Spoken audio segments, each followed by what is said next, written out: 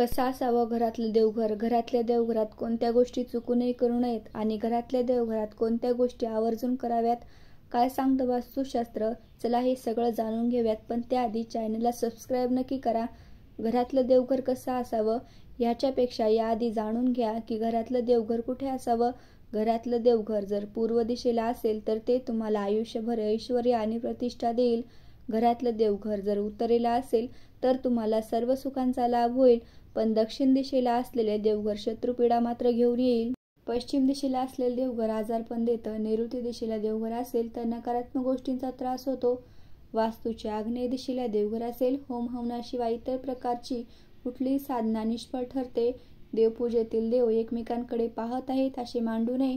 देवाऱ्यात धन किंवा पैसे दडवून ठेवू नयेत.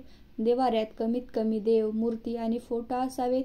कुलदेवतेचे टाक, मूर्ती किंवा एखादी तरी फोटो हवाच. तुमचा अधिष्ट दैवत एखादा बाळकृष्ण, महादेवाची छोटी पिंड आणि सगळ्यात महत्त्वाचा गणपती बाप्पांची छोटी मूर्ती तरी हवीच. त्याचबरोबर वेगवेगळ्या प्रकारचे यंत्र चालतील, पण यंत्र ही देवतांची आसनं असतात हे लक्षात ठेवा. त्यामुळे ती उभी मांडू नयेत. जमिनीशी समांतर असावीत. एकाच देवाच्या 2 किंवा त्यापेक्षा जास्त मूर्ती असू नयेत, त्यामुळे त्यापैकी काहीही कार्य करत नाही.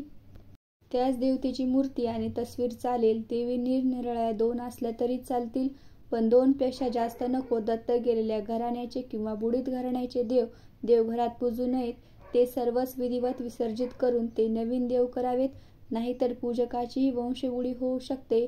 अनेक संकटांनी तो त्रस्त होईल. देवाऱ्यात भगवान शंकराची मूर्ती किंवा फोटो ठेवू नये, कारण त्यामुळे घराचे वातावरण स्मशानवत स्वरूपात मानले जाते.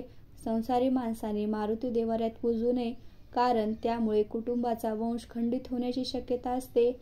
घरात कुठेतरी मारुतीचा फोटो असावा चालेल. देवाऱ्यात शनीची पूजा करू नये. सर्व जीवन संकटमय आणि उदास राहते. देवाऱ्यात मुंजाची पूजा करू नये. बाकीचे देव काम करत नाहीत. देवघरात काळभैरवाची पूजा देखील निषिद्ध आहे. तो यम असून स्वभाव उग्र आणि कडक आहे. देवाऱ्यात म्हसोबा पूजू नये. कुलदेवतेची कृपाछत्र कुटुंबावर राहत नाही. कुटुंब नित्य अनेक संकटांनी पीडित राहते. देवाऱ्यात पूजायच्या मूर्ती 3 इंचापेक्षा जास्त मोठ्या असू नयेत. त्या अशा असतील तर त्या विसर्जित कराव्यात. देवांना सकाळ संध्याकाळ नैवेद्य नक्की दाखवावा. देवघर नेहमी स्वच्छ आणि सुंदर ठेवावं.